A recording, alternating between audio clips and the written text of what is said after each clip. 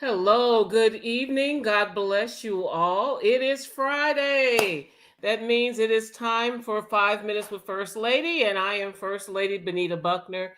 Grateful to God for bringing us through another week. We have made it through until Friday. On this week, we know that Sunday we are celebrating our moms, that this Sunday is Mother's Day. So if you haven't had an opportunity to look at your calendar, here's your reminder to know that Sunday is Mother's Day. So we want you to do your best to celebrate your mothers.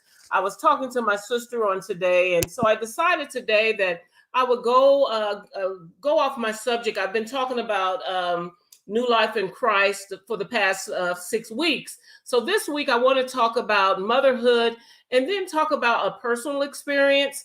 So I'm gonna get a little personal this week. I'm gonna talk about infertility and motherhood. I'm gonna give you a little personal experience that I dealt with infertility. We know first of all that motherhood is a great responsibility, and a lot of people don't talk about infertility. It's like a subject that no one talks about it, and it's usually not talked about with couples, dealing with it. Unfortunately, they blame the woman a lot of times and say it's just on the woman, but couples go through infertility and they don't receive support. They don't receive it from their friends, they don't receive it from their family, and they definitely don't receive any support of their church. And when I say support, I'm talking about emotional support that they need. And I can distinctly remember feeling like we were by ourselves. We felt like we were the only ones that were going through it. We felt like we were alone. We felt like there was no one that we could talk to. We felt like we were going through this by ourselves. And then when I mentioned the just a minute ago saying the blame, there were times I felt like I was being blamed. Literally, someone told me one time in a church, and I'm going to go ahead and say it. So someone came to me at a church and unfortunately said to me, "Why haven't you given your husband a child?" Someone said that to me one time, and I can remember how I felt. I took it personally. I felt hurt. I felt all of these different things, all these emotions were going through me. Because the one thing I wanted to be was to be a mother. I wanted a child, was doing everything I could to be a mother, to have a child, and for someone to say that to me. So then I had purpose in my heart to say, there are two words you don't say to a person that is dealing with infertility. You don't blame them, or you don't say it's such and such's fault. You don't put blame, you don't use those two words of blame, and you don't say fault when you're dealing with someone that are suffering through that because it is a suffering way, because you're dealing with that, the ups and downs of the emotions of it all. So you're thinking about that, and if there was a way that you're blaming the woman, and you're not thinking of the couple is going through it, but the people want to put the blame on the woman. It's not just the woman. The woman can't conceive by herself, so don't just put all the blame on the woman saying it's the woman's fault. It's a couple thing. It's the you can't conceive by yourself. So take that in consideration. And a lot of times people just don't know what to say, and they end up saying sadly the wrong thing. So you have to take that in consideration too. So when it comes to that, don't use those two words of blame and fault.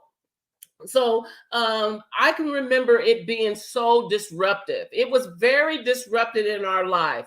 It disrupted our life so much to the point that our marriage consisted of appointments and calendars. We had an appointment for absolutely everything. Everything was scheduled, and I mean everything.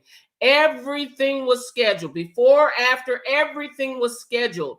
Our life became a schedule. And so it took away spontaneity, it took away focus, it took away intimacy, because everything was scheduled. So you have to take that in consideration too. People don't think about that.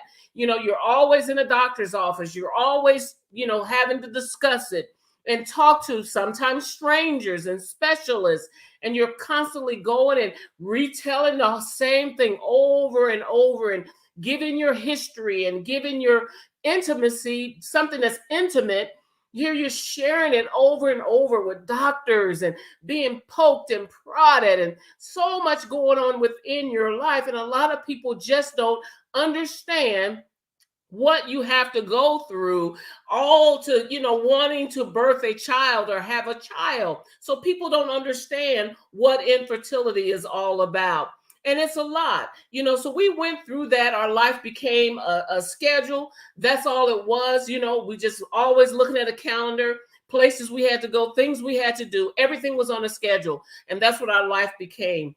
So if infertility wasn't enough, then we, after about 10 years or over 10 years, realizing that we would never carry a child, realizing that we would never birth a child, and making that decision that we would adopt.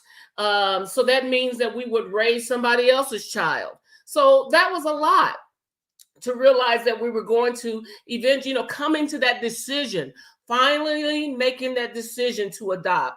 It was a lot. All of this to experience being parents. It was a lot for us to emotionally deal with, and still no one to talk to, no one to mentor us, no one to help us through that. Okay. No one to help us through this process, but we had each other, and we had Jesus, and we had each other. Okay. And so going through all of that. So it was an experience. Our adoption was truly a wonderful experience of our daughter, who will soon this summer be 16 years old. This has been a learning process for us. Each day as parents, we've learned something, as a parent. And now, going through the terrible twos. I think we had the terrible ones, the terrible twos, the terrible threes, fours, and a terrible 13-year-old, 14, 15-year-old. We've had it all. But she will be 16 this summer. And we're grateful to God for that. So going through the adoption, all of those things. And put in the comments, let me know if you all want me to do a Zoom on adoption and to talk more in depth about this. I can do a Zoom on it, so that if you have questions, we can openly discuss this. I've been asking all along what things you want to talk about, because I'm an open book. I'm a very transparent person. I don't mind having conversations and answering questions. So I'm willing to do that. But as we get ready to celebrate Mother's Day, I just want us to, however you are a mother, whether you are a birth mother, a surrogate mother, or godmother, or auntie, niece, sister, however you want to title it, my main thing is that you love your children, take care of them, mentor them, and teach them. I truly appreciate my mother. I appreciate the life lessons she taught me. She taught me in the home, as well as the life lessons that I learned even in the church. I find myself using them more frequently now, realizing this October, my mother will be in heaven 5 years. I'm always, referencing her and remembering her, and can't believe it's been 5 years. It feels like it's just been a few moments, but it's going to be 5 years on this year that my mother has been in heaven. And I truly miss her, because she is so significant in my life. So cherish your mothers. If your mother's still living, cherish your mother, and be a mother to your children, and teach them. Give them as much information as you possibly can. I still remember things my mother has taught me, and I glean from that information. I've gleaned from it, I'm using it, and I find it, I'm drawing from it, and God is bringing stuff back to my remembrance of stuff that she's taught me. And it's been a blessing to me, because, it's like I don't have to reinvent the wheel. The information is there, and he's been bringing it back to my memory, and it's such a blessing. So mothers, if you could do the exact same thing for your children, share the information with them, give them the tools that they need in order to grow, because if they know, they will grow. It's doing you no good for harboring and holding on to it. Pass it on, give it to them, mentor them, and help them to grow. It's just so important. Prepare them for every aspect of life. As parents, that's what we need to do. We are to prepare our children for every aspect of life. You don't want to ever look back and say, oh, I wish I shoulda, coulda, woulda with my children. You don't want to have those shoulda, coulda, woulda moments. When it comes to your children, I should have done this, I could have done this, I would have done that. No, cherish each moment. Pass it on to your children. Teach them, or show them, teach them, write it out, record it, however you can get that information to them and help them as they go along this way. Do that each day, record it, however you can, get that information to them. I'm sure they will benefit that in some sort of way. So then lastly, I would like to say, take the time to remember. Take the time to remember to pray for those couples that are dealing with infertility, that are longing for children. And if you don't know what to say, don't say anything. And then if you want to say something really bad, go to them and say, how can I pray for you? How do you want me to support you? Don't ask crazy questions. Don't, just say, how can I support you? How may I help you? How do you need me to support you? Those are the questions you ask. Other than that, say, how may I pray for you? So that's what I am asking you. Those parents that are dealing with infertility, pray for them. Pray that God helps them, as they go through the challenges they are having. Help them with gas money for the appointments, because there's a lot of appointments that they are dealing with. Help them in that manner. There's just so much that they deal with. Be that support they need, to talk to someone, or just a hug. Sometimes they just need someone to know that someone's there to love on them, that cares about them, and is praying for them.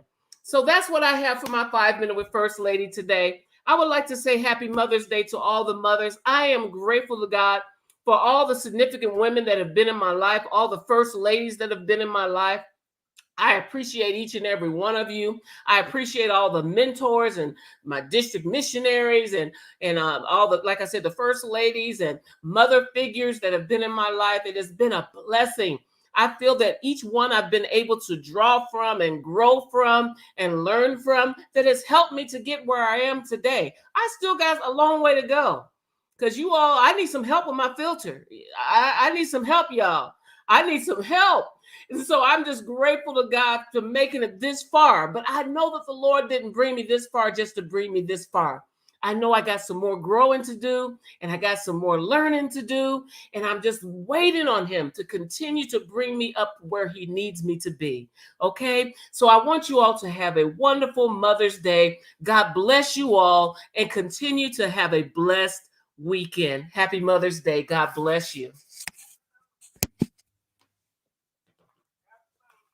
Happy Mother's Day.